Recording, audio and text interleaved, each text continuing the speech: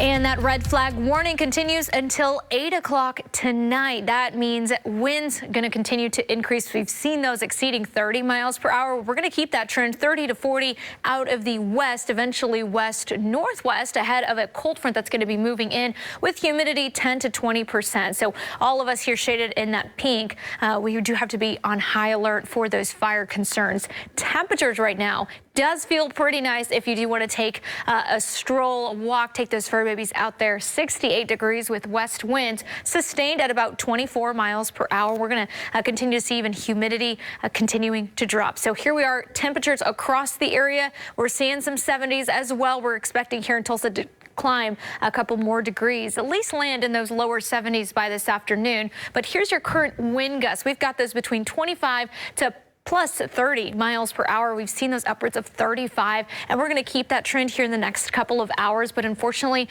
as you can see, that dry air is continuing to drop that humidity down into the teens, and we've got that all across the board right now. So today, especially this afternoon and evening, we've got to be on high alert for that.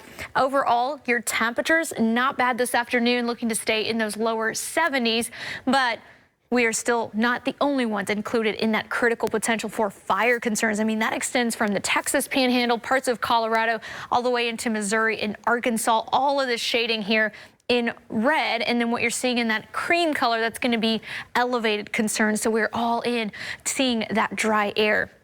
Things are going to take a quick turn. However, we've been enjoying those 70s. Well, here's your wind chill values tomorrow morning. When you're sending those kiddos off to school, you're going to need to bundle them up. Temperatures back near freezing, but it's going to feel more like the 20s. That is going to be a big drop. We're talking almost 30 degrees difference than where we started off this morning to what we're expecting tomorrow morning.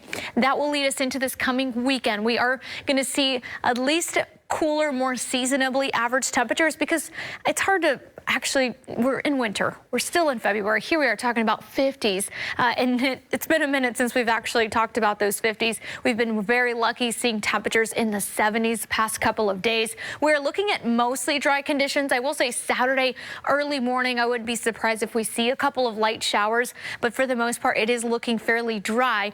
And then as we go into the remainder of the week, notice even your overnight temperatures drop near or below freezing. So if you do have plants that have been enjoying the warm conditions, bring those back in. Unfortunately, we are still going to be waking up fairly chilly. So tomorrow morning, bundle those kiddos up from school. Same thing for Monday morning and Tuesday morning before we're back in those lower 70s by at least the middle of next week.